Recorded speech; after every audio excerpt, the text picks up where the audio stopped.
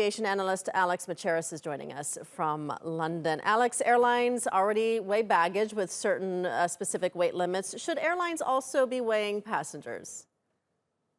Well, Rachel, they already take an average, and that average changes whether it's the summer season, where passengers typically have a lighter load in terms of the luggage that they're taking with them, and the winter. But what we know is that the US have said that these figures are simply out of date now. They are not reflective of the true average weight of an American. And so they say that they are needed to increase both averages for male and for female travelers by 12%. And that's reflective for both the summer and the winter season. So that 12% is an increase in the average weight of the passenger.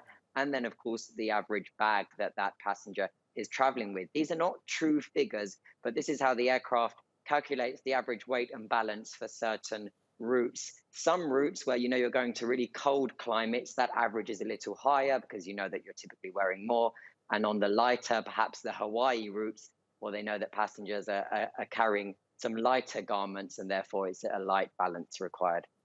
Alex, explain why this is so important, because I think most of us don't really understand how airplanes work. We just get on them and hope that they fly. But how critical is balancing weight on a flight? I mean, why does weight and balance matter? Well, the weight and balance ultimately determines a fundamental part of the very concept and principles of flight. And as I say, typically that weight and balance across the world is done in averages. There are very few airlines that actually need to record the weight of some passengers, but it does happen. I can think of some very small regional airlines, even in the United States, that are flying from one small town to another small town. They record the exact weight for passengers. This piece of news going forward is that they are having to raise that limit in order to be truly reflective of the fact that actually, in some instances, flights were perhaps a little heavier than the average simply because Americans, according to the statistics, are heavier than they were 3 years ago. And this is a reflection that we're seeing across the world. There are some airlines in Asia that have floated the idea that if you want perhaps a discount on the flight, you can step onto the scales at check-in. And if you meet that weight requirement, then perhaps they're giving you free baggage allowance, for example. It's quite controversial, but it's definitely something that airlines have explored from time to time. Yeah, and when you mentioned some regional airlines already do this, I remember years and years ago I was going to Martha's Vineyard. I was taking the ferry, but I remember hearing a call for passengers on one of the flights to Martha's Vineyard, calling for them to come and weigh in. And I remember thinking, wow, I do not want to be on that flight because stepping on a scale strikes fear into my heart. But do you think that this might actually deter some people from flying? I don't think it's going to deter anyone from flying just because I don't think we're going to have an immediate air travel future of people stepping onto scales. We are in a pandemic. Aviation right now is the most complicated it's ever been. When I saw this announcement, I was thinking, guys, let's read the room. Most of us have been in lockdowns for quite a while where food was perhaps the only distraction. So this is the reason why it's getting the headlines that it is. But I don't think we'll be stepping onto the scales anytime soon before departure. It is really just about those averages being raised to match what's happening in society.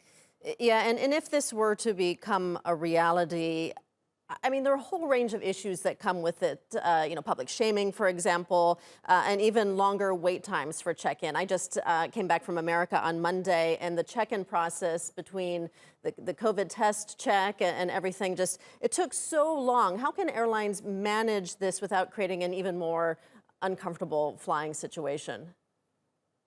Well, we know that for some of these airlines, it's simply going to be a question that you as a passenger have a right to decline. So, Rachel, if you are taking another flight in the US, there is a chance that they may politely ask you your weight, an updated weight figure. You may be selected at random. You are within your right to say, I filled in enough forms, let alone the pandemic related forms, and I won't be giving you that weight, perhaps not until you're in a position that you're willing to do so. So it is complicated, but at the moment it will just be that voluntary question with, I think, knowledge and understanding that the overwhelming majority of passengers are probably going to decline because they don't have to. This is just airlines gathering data because they know that the passengers in the cabin are a little heavier on average than they were 3 years ago. Yeah, and I think a lot of people think that there's already enough of our data out there. Just one last quick question for you. Do you think that that weight estimates or relying on passengers to self-report, do you think that that would be enough, self-reporting in private? Self-reporting is only going to, if you're suggesting if we were to voluntarily let them know perhaps before the flight, it's only going to be additional to the data that the airlines already have. They're still very much working on averages. Whether or not people are being dishonest or truthful isn't going to really affect, but they do know that some people will be willing to give those updates, those accurate readings for their own weight, and it will just help airlines with data.